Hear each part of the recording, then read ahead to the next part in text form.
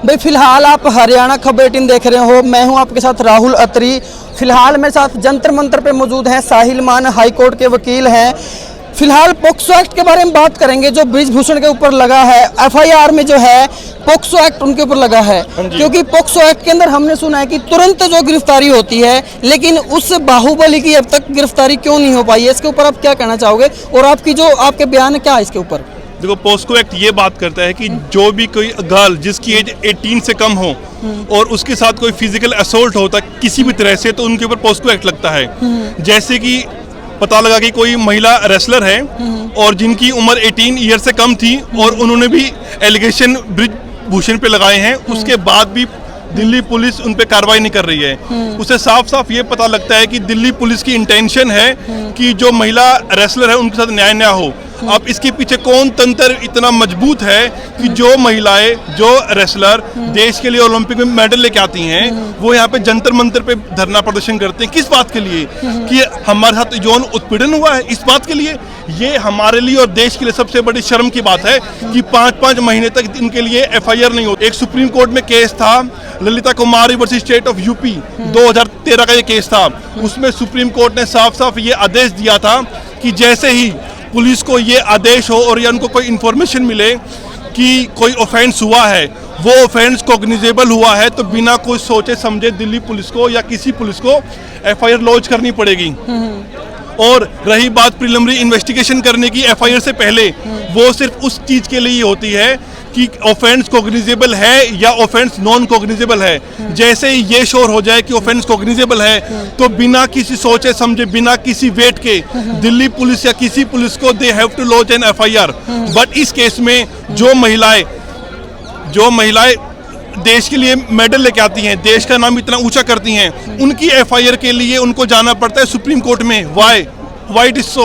Delhi police के ऊपर इस बात को लेकर सख्त से सख्त कार्रवाई होनी चाहिए कि उन्होंने एफआईआर लॉन्च करने में इतना टाइम क्यों लगाया। और दिल्ली पुलिस के जो हाई ऑफिशियल्स हैं उनको इस बात का जवाब देना पड़ेगा कि इतना टाइम इनका एफआईआर में क्यों लगा। देखो, मैं आपको एक एग्जांपल बताता हूँ पोक्सो एक्ट का, जो मैंने देखा है आज तक। हरियाणा में एक पत्रकार के ऊपर पोक्सो एक्ट लगाया गया था कि किसी जो महिला, जो एक बच्ची थी, उसका जो रेप हुआ था, तब तक वो उनकी मृत्यु नहीं हुई थी और मृत्यु से पहले उस पत्रकार ने क्या किया था, उसको दिखा दिया था वहाँ पे। पुलिस को जैसे पता लगा कि उस पत्रकार ने ये किया है, तुरंत बिना कुछ सोचे समझे उसको उठा के लेके चली गई थी। उसके ऊपर पोक्सो एक्ट लगा था। लेकिन ब्रिजभूषण के ऊपर भी पोक्सो एक्ट लगा है। क्यों उसको अभी तक गिरफ्तार नहीं किया? क्योंकि वो बाहुबली हैं, क्योंकि वो बीजेपी के सांसद हैं, क्योंकि वो कुश्ती फेडरेशन के अध्यक्ष हैं? क्या इसीलिए उनको गिरफ्तार नहीं किया गया? देखिए, सबसे पहले तो हम ये समझते हैं पोस्को एक्ट क्यों आया था। जैसे कि हमारा जो इंडियन पिनल कोड है उसमें सारे ऑफेंसेस के बारे में बताया गया है, तो उसमें रेप के ऑफेंस के बारे में बताया गया है। लेकिन जैसे हमने पास्ट में एक्सपीरियंस किया कि कुछ केसेस में जब गर्ल की एज 18 से कम होती है, अगर उसके साथ कोई सेक्सुअल ऑफेंस होता है, तो उसके राइट्स के प्रोटेक्शन के लिए हम अलग से पोस्को एक्ट लेके आए। अब पोस्को एक्ट इसलिए लेके आए थे कि जो गर्ल जिनकी एज 18 से कम है, उसका कोई सेक्सुअल असोल्ट होता है, तो बिना किसी के रोक टोक के, बिना कि सोचे समझे पुलिस को, एक्यूज्ड को अरेस्ट करना पड़ेगा और उसका मेडिकल एग्जामिनेशन करना पड़ेगा। और उसके लिए अलग से कुछ ग्राउंड लेके आए हैं जो विक्टिम के प्रोटेक्शन के लिए होते हैं। तो अब इन सब को देखते हुए दिल्ली पुलिस उनको अरेस्ट नहीं कर रही है। साफ साफ पता लगता है कि दिल्ली पुलिस की इंटेंशन मेलाफाइड इंटेंशन है। वो मेलाफाइड इंटेंशन से इनमें से इन्वेस्टिगेशन करनी है।